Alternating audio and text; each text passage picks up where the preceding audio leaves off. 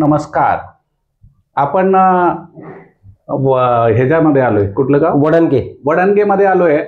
वडणगेचे आमचे अशोक दिंडे साहेब जे शेतकरी आहेत ते गेले 6-7 वर्ष सेंद्रिय शेती करतात आणि त्यांचं वैशिष्ट्य सेंद्रिय शेती. त्यांनी खास एक गाई खरेदी केलेली आहे, साहिवाल जातीची गाई आहे. आणि मला हे कशासाठी सांगायचं आहे तुम्हाला, तर त्यांच्या गाईचं शेण आणि म्हशीचं शेण ह्याच्यामध्ये काय डिफरन्स येतो हे जरा शेतकऱ्यांना माहीत असलं की बरं पडतं. बरेच शेतकऱ्याचं काय होतंय, मग ती 50-50% आहे, मग गाईच्या शेणामध्ये आळ्यात झाल्या, म्हणजे तयार केल्यानंतर आळ्यात झाल्या, असं बऱ्याच जणांची तक्रार असते.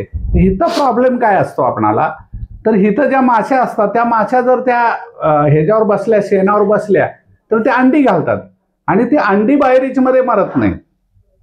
अंडी बाहेरीच मध्ये मरत नाहीत, पण ती अंडी उबवल्यानंतर आळ्या दिसतात आपणाला. हे जर तुम्ही 7-8 दिवस ठेवलं कंटिन्यू आणि त्याच्यावर माश्या बसल्या अशी जर शेण ठेवलं तर त्याच्यामध्ये तुम्हाला हा प्रॉब्लेम दिसून येईल. म्हणून सगळ्यांनी लक्षात ठेवा, शक्यतो 48 तास, लय झालं तर 72 तासानंतर वापरायला घ्या. 6 महिने ठेवलं चालतं, पण ती व्यवस्थित गाळून एका बॅरल मध्ये ठेवायला लागेल तुम्हाला वेगळं. तर ते नाही, तुम्ही शेण टाकून त्यात ठेवला तर मग प्रॉब्लेम चालू होतोय. तर आता आपण दिंडे साहेबांच्याकडे आलोय. त्यांनी आता ह्या गायीविषयी जरा थोडी माहिती सांगावी शेतकऱ्यांना, अशी माझी विनंती आहे. काय माहिती? मी जवळजवळ 2019 पासून मी गाय पाळलेली आहे. माझ्याकडे पहिली खिलार जातीची गाय होती, पण त्याचे प्रॉब्लेम आले म्हणून ती गाय दिली आणि मी ही गेल्या वर्षी साहिवाल जातीची गाय आणली. आता ती पहिल्यारू व्यालेली आहे, अत्यंत शांत स्वभावाची गाय आहे ती. पण साहिवाल, थारपारकर, गीर ह्या जातीवंत गायी आहेत, दूध पण देतात भरपूर आणि शांत समाधानी असल्यामुळं बाकीचे काही त्यांचे प्रॉब्लेम येत नाहीत. लात वगैरे मारणे असे अजिबात काही होत नाहीत. त्यातल्या त्या साहिवाल जात अत्यंत शांत स्वभावाची गाय मानली जाते. आता या शेणातला फरक तुम्हाला सांगतो. म्हैशीचं शेण आहे, सकाळी जर ढेगाव टाकलं तर त्याच्या संध्याकाळपर्यंत किडे होतात, पण गायीच्या शेणामध्ये अजिबात किडे होत नाहीत. 2 दिवस जरी ठेवलं तरी सुद्धा गायीच्या शेणामध्ये किड होत नाही. हे गायीच्या शेणाचं वैशिष्ट्य आहे. आणि सगळ्यात महत्वाचा इथं विषय घ्या तुम्ही, की इथं काय झालंय, इथं ढास दिसत नाही. लक्षात का, गोठा असून सुद्धा इथं ढास दिसत नाहीये. लक्षात का. आता ह्याने जरा गुड नाईट लावलंय, पण त्याची गरज आहे असं मला वाटत नाही. तर गायीच्या अंगावर ढास बसत नाही. गायीच्या अंगावरती अजिबात काही हे नाही, ढास बसत नाही. ही खरोखर फॅक्ट आहे. त्याने याची मेंटेनन्स पण भयंकर चांगलं केलंय. म्हणून सगळ्यांनी काय करा, आता गायीला आपण काय करतो, गायीला चांगलं म्हणतो, गायीची सेवा करावी म्हणतो. गायीची सेवा होते त्यावेळेला आपली सेवा होते. गायी उत्सव असा वाटे ओझोन सोडते आणि हा ओझोन आपणाला मिळाल्यामुळे आपल्याला तरतरी येते. म्हणून लक्षात ठेवा, ज्यांनी गायी घेतली असेल आणि त्यांच्याकडे गायी असेल, देशी गायी असेल, त्यांनी सकाळी उठलं की त्याच्या अंगावरून हात फिरवा. निगा ठेवणं गायीचे फार महत्वाचं आहे. त्याच्या अंगावरून हात फिरवा. तर आता तुम्ही बघा, आपण असा हात फिरवला, हात एवढा मऊ होतोय की बोलायचं काम नाही. आणि सगळ्यात महत्वाचं म्हणजे कसं आहे, तेलकटपणा बघा. ही तेलकट येतं, तेलकटपणा येते, एकदम मऊ येत. त्वचा किती सॉफ्ट आहे तिची बघा तिची. तर ही खरोखर फॅक्ट आहे. सगळ्यांनी काय करा, गायीची थोडा वेळ सकाळी उठून एक 5-10 मिनिटं तरी सेवा करा. तिला चांगलं खायला घाला. आता ह्यांनी ती मेंटेन केली. आम्ही हे रेकॉर्डिंग करायचं कारण असले आहे की गायी त्यांनी चांगल्या प्रकारे मेंटेन केलेली आहे आणि मग ही गायी मेंटेन केल्यामुळं चांगलं आहे. आणि त्याला खायला पण देशी चारा, देशी चारा, केमिकल काय वापरलं नाही चाऱ्याला सुद्धा, आणि त्यामुळे त्याची तब्येत पण चांगली आहे. तर ही खरोखर फॅक्ट आहे. बघा, बरेच शेतकऱ्यांचं मत असतं, माझी देशी गाई नाही आहे, मिळतच नाही, काय करू. तर देशी गाई सगळीकडे उपलब्ध आहेत. ज्यांना सेंद्रिय शेती करायची आहे त्यांनी एक गाई कमीत कमी पाळणं गरजेचं आहे. आणि त्याचं शेण तुम्ही काय करा, दररोज बाजूला असं पाकीट ठेवण्यापेक्षा त्याला काय करायचं, झाकून ठेवायचं. पाकीट ठेवा आणि झाकून ठेवा. आता ह्याच्यात बघा वेगवेगळे किडे ह्याच्यावर गोंगाव्या लागलेले दिसतील तुम्हाला, आणि त्या अंडी घालतात. आणि अंडी घातली की ती अंडी उबवतात आणि त्यामुळे आपल्याला ते घाण वाटायला लागतं. तर अशी उबवलेली अंडी असली, कळलं का, त्याच्यात आळ्या झाल्या असल्या तर काळजी करू नका. ते फक्त थोडं गाळून घ्या आणि वरूनही फवाराला वापरू शकता, खालूनही सोडू शकता. पण मी शेतकऱ्यांना शक्यतो असं झालं असेल तर तुम्ही काय करा, खालून सोडा. तर सगळ्यांनी हे लक्षात ठेवा. आता हे त्यांनी स्वच्छता पण भरपूर ठेवली आहे. तर असं स्वच्छ पण आपला गोठा असणं गरजेचं आहे. स्वच्छता गोठा फार महत्वाची. कारण आपणच दूध खातो. आपण ज्या वेळेला दूध आता ही गाई किती दूध देते दररोज? आता जरा कमी आलेली आहे. कच्ची व्याल्यामुळं दूध लवकर व्याली, 4 महिने अगोदर व्याली, तरी पण जवळजवळ व्याली त्यावेळेला 5-5:30 सकाळ संध्याकाळचं दूध निघत होतं.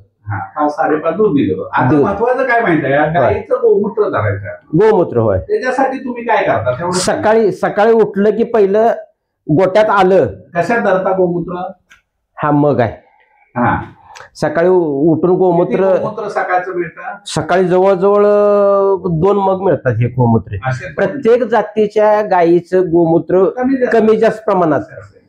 तुमचा हे असेल तुम्ही तो मग घेतल्यानंतर नाही, कसं होतंय, शेण वगैरे भरून टाकून गोटा लुटून काढेपर्यंत ही जरा उभारली असते. हालचाल बघायची, शिपूट वर उचलली की समजायचं गाय आपल्याला गोमूत्र मिळणार. आता शेतकरी मित्रांनो एक महत्वाचं सांगायचं म्हणजे आमचे एक मित्र आहेत बारामतीमध्ये, आणि त्यांच्या गाईचं गोमूत्र मी बरीनला पाठवलं होतं. किरकोळ नाही, 300 लिटर पाठवलं होतं. आणि त्यावेळी मला प्रॉब्लेम हा होता की बऱ्याच ठिकाणी गोमूत्रामध्ये भेसळ होते. भेसळपेक्षा त्यात बाकीचं गोमूत्र मिक्स होतं. नाही, कसं होतं माहिती आहे, बाहेर काय आपण जर बाहेर पाठवायला लागलो तर काय होणार आहे, कुठं तर चेक झालं. नाही, कसं होतंय तुम्हाला सांगतो, हे बाहेर तर चेक झालं तर प्रॉब्लेम येईल. म्हणून मी काय केलं, तिथं जे बारामतीला गोमूत्र धरत होतं त्यांच्या मित्रांच्या आई होत्या, त्या काय करायच्या, गोमूत्र सकाळी उठलं की बादली घेऊन गेल्याशिवाय ती गाई म्हणजे लगवीच करत. बरोबर. तिने एवढं चांगली सवय लावलेली आणि ती ओतून एका मोठ्या बॅरल मध्ये ठेवायचं. आणि ते गोमूत्र मी बहरीनला पाठवलं होतं. तर सगळ्यांनी लक्षात ठेवा, एक सवय लावा गाईला. कळलं का? आपण तांब्या घेऊन आलो किंवा बादली घेऊन आलो तर तिनं लगवी करावी. नाही तर काय करायचं, पाणी घ्यायचं आणि थोडंसं पाणी पाठीमागे शेपटीवरती जरासं मारलं किंवा वरती मारायचं.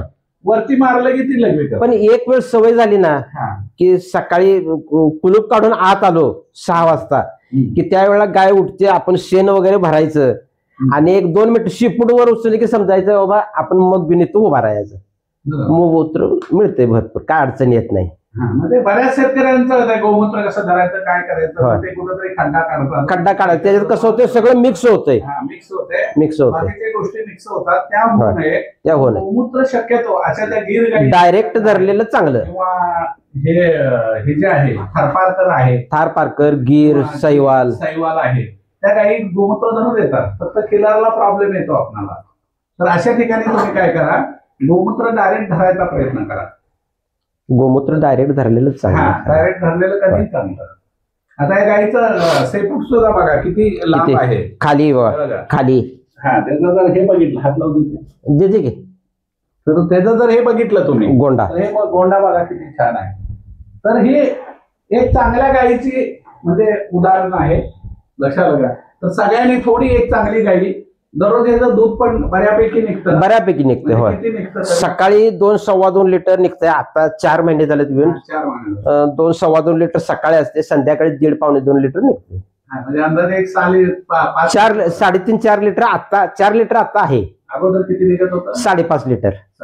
5.5 लिटर दूध होतंय. घरामध्ये तूप भरपूर होते, दूध होतंय, ताक होतंय, दही होतंय, सगळं होतंय व्यवस्थित. आणि गाई बाहेर कुठे आणायची गरज नाही. होय, घरी वापरता येते.